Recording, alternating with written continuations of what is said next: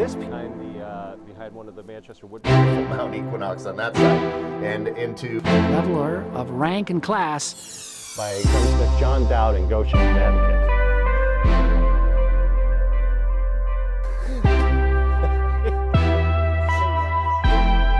So he died in March. And they're luckily.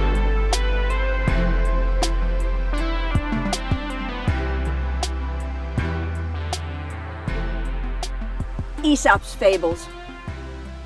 Welcome to the Skinner family plot. I'm Mark Skinner. There are 6 generations here. These are my 2 older brothers. They died in infancy. But first, let me start with my grandfather. First generation, Brigadier General Timothy Skinner, served in the militia, fought in the American Revolution. He had 7 children and 2 wives. My father was the middle child. Second generation. This is my father, Richard Skinner. He was the 9th governor of Vermont. He came to Manchester in 1799 to practice law. At the same time, a merchant by the name of Robert Pierpont brought his family of 5 daughters to Manchester and opened the Pierpont Tavern on Main Street. My mother, Fanny Pierpont, was a barmaid there. In 1802, my parents were married, and they built the Skinner Cottage on Main Street. They called it a cottage, but it's 6,000 square feet. It's still there, 2 doors south of the Equinox Hotel. It's a bed and breakfast now. You can stay there if you have the money. My father had a brilliant political career. He was elected to the United States House of Representatives. He became a judge.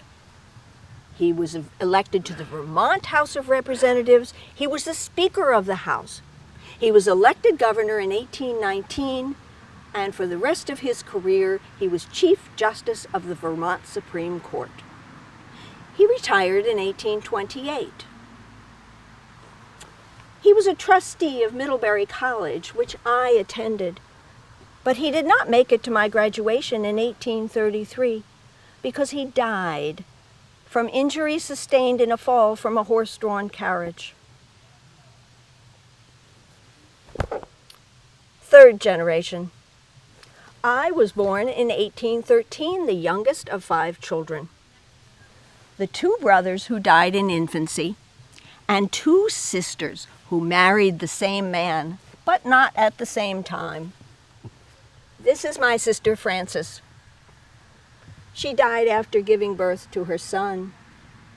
Her husband, Winslow Watson, then quickly married my older sister Susan, took her to New York State to take care of the boy. I followed in my father's footsteps. I studied law. Then I went west to Chicago, where I was elected to the Illinois legislature and became a judge. Then I returned to private life, managing real estate and forming philanthropies, such as the Chicago Library. My favorite quote from Cicero is, oh, I won't bore you with the Latin, but it says, these studies sustain our youth and entertain our old age. Fourth generation. I married Elizabeth McGill Williams, and we had 6 children, 2 sons, and 4 daughters. This is my younger son, Evelyn Pierpont Skinner. He died at the tender age of 12. My older son, Richard, had a brilliant career before him. He graduated Yale, but then he joined the Army. It was the Civil War. He was wounded at Petersburg, Virginia, and died June 23rd, 1864. We had only him and we gave him. He had only his life, and he freely gave it. Then I was left with only my 4 daughters. Come along. My 2 eldest daughters, Elizabeth and Frederica, were known in Chicago as the inseparable Mrs. Skinners. They lived long, unmarried lives, about 8 decades each, and lie here, still inseparable. That tall stone is for my youngest daughter, Susan Skinner Kramer. She was born in 1864, the same year my son died. She had 2 children, Elizabeth Skinner Kramer and Ambrose Kramer. Elizabeth became a famous artist, and Ambrose a famous architect. It is through Ambrose that I have great-great-great-great-grandchildren. I always loved Manchester. I returned here every summer.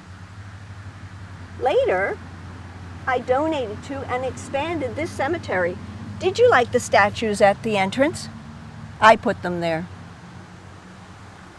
In 1887, I died in the house where I was born, looking at my beautiful mountains. You know, we tend to ignore the daughters, but it was my daughter, Fanny, Frances Skinner Willing, who ensured my legacy. Come with me, please.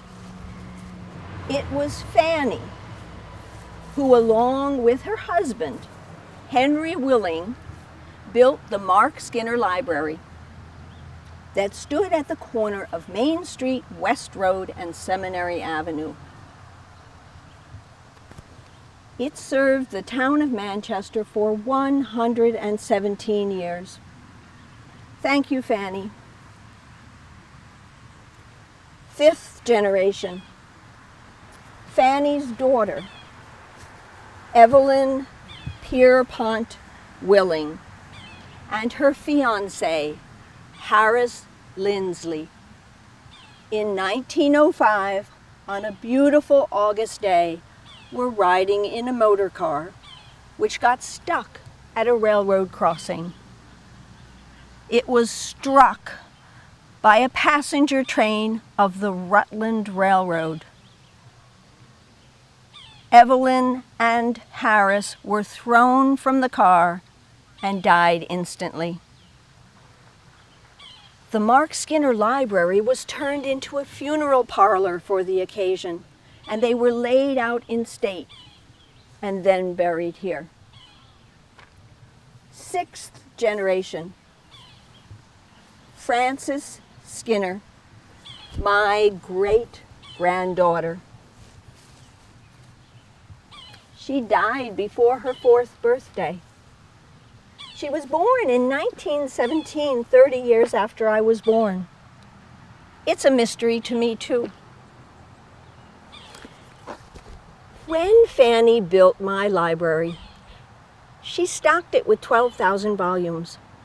I enjoyed them all and was back to the A's. Hence, Aesop. When the library closed and they moved all the books. Oh well. Haec studia adolescentium alunt, senectutem oblectant.